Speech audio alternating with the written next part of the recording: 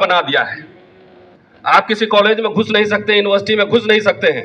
दिल्ली विश्वविद्यालय में पढ़ा हूं, मुझे याद है कि जुबली हॉल माल रोड से लेकर कमला नगर तक डीसी ऑफिस के सामने पैदल घूमते थे, कोई पूछने वाला नहीं होता था। आज किसी कॉलेज के गेट के अंदर घुस के दिखा दीजिए, आप स्टूडेंट भी नहीं जा सकता है, टीचर भी नहीं जा सकता है। तो विश्व गुरु ये बना रहे हैं कि विश्व गुरु बना रहे हैं, ये सवाल सबसे महत्वपूर्ण है। तो ऐसी स्थिति में देश के नागरिक जब आह्वान नहीं करेंगे, जब आंदोलन नहीं करेंगे, तो आपका बचेगा क्या?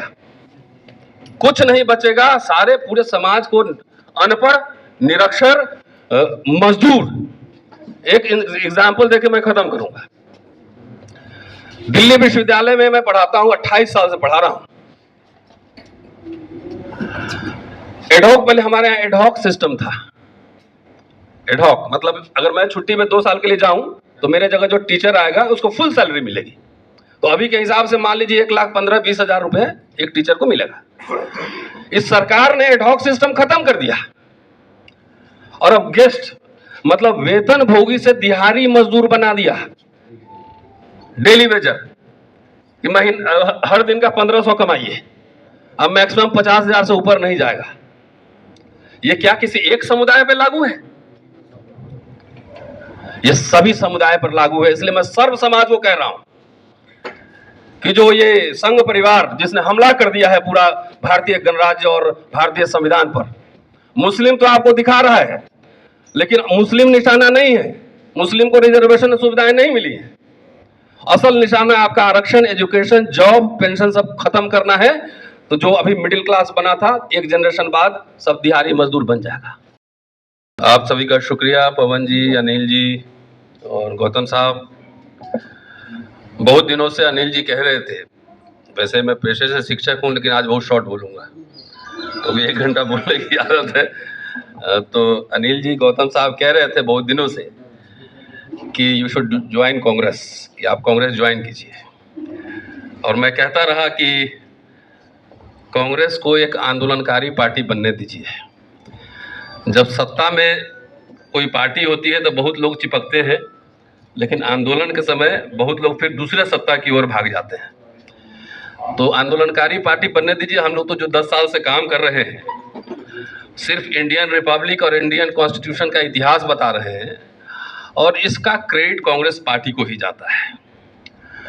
बाबा साहब ने 1947 में एक मिनी कॉन्स्टिट्यूशन लिखा था, स्टेट एंड माइनॉरिटी, और नेहरू जी भी सोशलिस्ट थे। तो बाबा साहब ने जो सपना देखा था स्टेट सोशलिज्म का, और आप यकीन मानिए, अगर भारत का 40 साल का इतिहास पहला देखिए, भारत उस समय गरीब था, लेकिन नेहरू जी, इंदिरा जी, राजीव जी, सबने स्टेट सोशलिज्म के आइडिया को आगे बढ़ाया। अगर वो स्टेट सोशलिज्म नहीं होता तो हमारे जैसे लोग दिल्ली विश्वविद्यालय में पढ़ाते हुए नहीं होते। पाकिस्तान उधर फौज और सेना बंदूक खरीद रहा था, बना रहा था, लेकिन नेहरू जी यहाँ पब्लिक इंस्टीट्यूशंस बना रहे थे। AIIMS, universities, steel plants, mining college तमाम बना रहे थे। फ्री एजुकेशन, और खास तौर से मैं दलित पर्सपेक्टिव में कहूं तो पूरा जो दलित मिडिल क्लास का फॉर्मेशन है वो आज़ादी के बाद 26 जनवरी 1950 के बाद और 90 तक ले लीजिए, इसी में Dalit middle class, urban middle class का फॉर्मेशन हुआ है, जो हमारे जैसे लोग आज ब्रांडेड कपड़े पहन के घूम रहे हैं। और ये कैसे हुआ? एक किताब में पढ़ रहा था, 26 जनवरी 1950 से लेकर 1982 तक 20 लाख SC ST सरकारी कर्मचारी हो गए थे। मैं समझता हूं कि भारतीय संविधान और भारतीय गणराज्य की एक शानदार उपलब्धि थी। और गरीब भारत ने मुफ्त में शिक्षा दी, सबको दी। सवर्ण भी बढ़े, पिछड़े भी बढ़े, दलित भी पढ़े, वजीफा मिलता था स्कूल में, ब्लॉक में, गांव में जो लोग पढ़ते होंगे याद होगा। स्कॉलरशिप, फ्रीशिप, आप याद कीजिए 70 का दशक, अखबार में एडवर्टीजमेंट निकाल कर बुलाया जाता था कि आइए IIT में एडमिशन होगा, मेडिकल में एडमिशन होगा। तो ये सब हुआ। मोदी जी कहते हैं कि 70 साल में कुछ नहीं हुआ। कौन कहता है कुछ नहीं हुआ?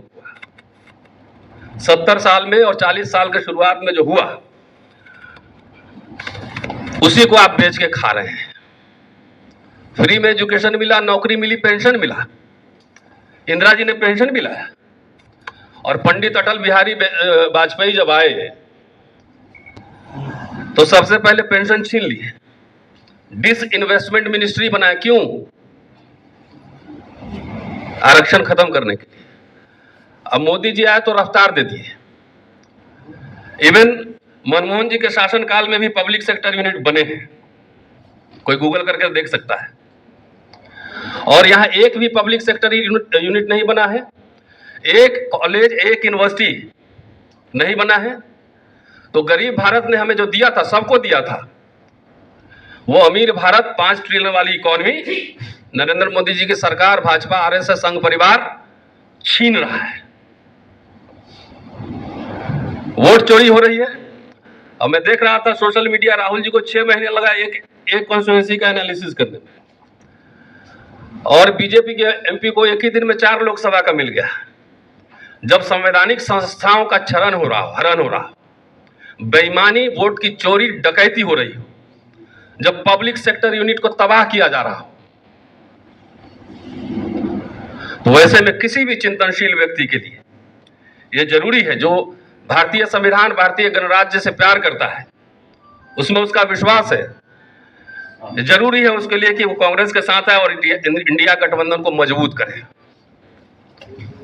और इसीलिए देखिए, विश्वविद्यालय क्या होते हैं? ज्ञान विज्ञान के सृजन के केंद्र होते हैं। क्रिटिकल एनालिसिस होता है। मोदी जी की सरकार ने विश्वविद्यालयों को किला बना दिया है। आप किसी कॉलेज में घुस नहीं सकते, यूनिवर्सिटी में घुस नहीं सकते हैं। दिल्ली विश्वविद्यालय में पढ़ा हूं, मुझे याद है कि जुबली हॉल माल रोड से लेकर कमला नगर तक डीसी ऑफिस के सामने पैदल घूमते थे, कोई पूछने वाला नहीं होता था। आज किसी कॉलेज के गेट के अंदर घुस के दिखा दीजिए, आप स्टूडेंट भी नहीं जा सकता है, टीचर भी नहीं जा सकता है। तो विश्व गुरु ये बना रहे हैं कि विश्व गुरु बना रहे हैं, ये सवाल सबसे महत्वपूर्ण है। मैं सिर्फ दलित की बात नहीं कर रहा हूं। क्या जब पब्लिक सेक्टर यूनिट बने, जब फ्री एजुकेशन मिला, जब फ्री नौकरियां मिली, पेंशन मिला, तो क्या इसका लाभ ब्राह्मण को नहीं हुआ? आज पेंशन गया तो किसका गया? सबका गया ना। सबसे ज्यादा नौकरी में कौन थे? ओबीसी के कार्ड खेलते हैं मोदी जी। अरे इसी अर्जुन सिंह ने तो कम से कम मंडल 2 लगा दिया एजुकेशन में। इसको मैं क्रांति मानता हूं। अर्जुन सिंह जी ने, उस समय में मिलता था उनसे, मैं और सूरज यादव मंडल साहब लगातार मंडल 2 लाया। एक कोई कमीशन, एक कमेटी मोदी जी बैठाए हो ओबीसी के कल्याण के लिए, छोड़िए बाकी का, ओबीसी के ही कल्याण के लिए, तो मुझे बता दें। एट्रोसिटीज बढ़ रहा है। आप आरटीआई जो लगा था, आरटीआई डिफंक्ट कर दिया गया। आप आरटीआई लगाते रहो, कोई जवाब ही नहीं देगा। मैं तो सुप्रीम कोर्ट में एक आरटीआई के सवाल को लेकर केस लड़ रहा हूं, मुकदमा। तो जो सारे संस्थाएं ध्वस्त हो रही हो, उस समय देश की जनता के सामने क्या विकल्प है?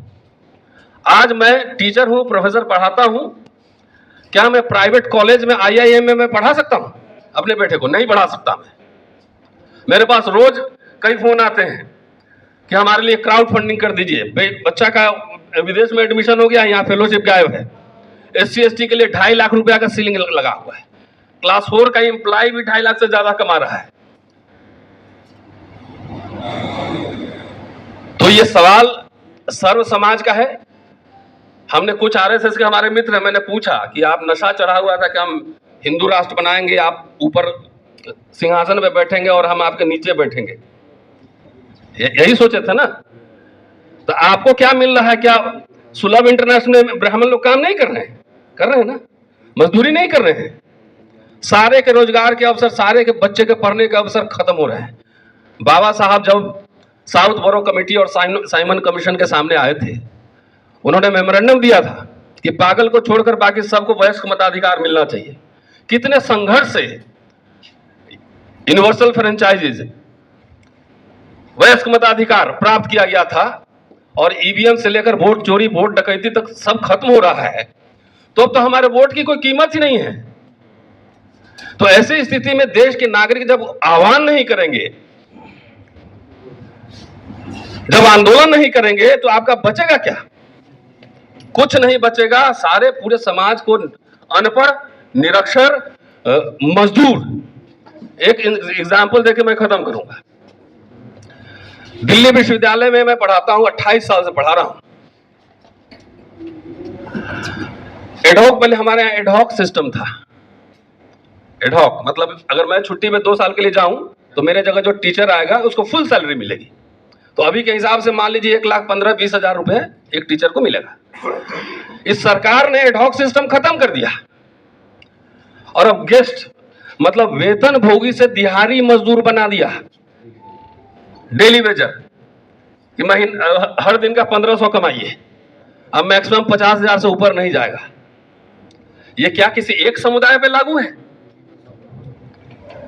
ये सभी समुदाय पर लागू है। इसलिए मैं सर्व समाज को कह रहा हूं कि जो ये संघ परिवार जिसने हमला कर दिया है पूरा भारतीय गणराज्य और भारतीय संविधान पर, मुस्लिम तो आपको दिखा रहा है लेकिन मुस्लिम निशाना नहीं है। मुस्लिम को रिजर्वेशन सुविधाएं नहीं मिली है। असल निशाना आपका आरक्षण, एजुकेशन, जॉब, पेंशन सब खत्म करना है। तो जो अभी मिडिल क्लास बना था, एक जनरेशन बाद सब दिहाड़ी मजदूर बन जाएगा। तो इसलिए मैं समझता हूं कि सोशल जस्टिस के साथ सेकुलरिज्म साथ चलना चाहिए। और हम secular social justice democratic practice में मैं बिलीव करता हूं पर्सनली। और मुझे अब विश्वास हो चला है, 10, 20 साल, 30 साल से हम लोग यही काम कर रहे हैं। संविधान बचाओ संघर्ष समिति हमने बनाया था, अनिल जी कन्वीनर थे। ऐसी रोस्टर के सवाल पे हमने भारत सरकार को झुकाया था 200 पॉइंट रोस्टर सिस्टम पर। तो इसलिए जो भी भारतीय संविधान, भारतीय गणराज्य और साइंटिफिक टेम्परामेंट, सोशल जस्टिस और सेकुलरिज्म में विश्वास करते हैं, वैसे देश के सारे लोगों से मैं आह्वान करता हूं कि सरकार और संघ परिवार के खिलाफ हल्ला बोल शुरू करें। शुक्रिया। जय हिंद।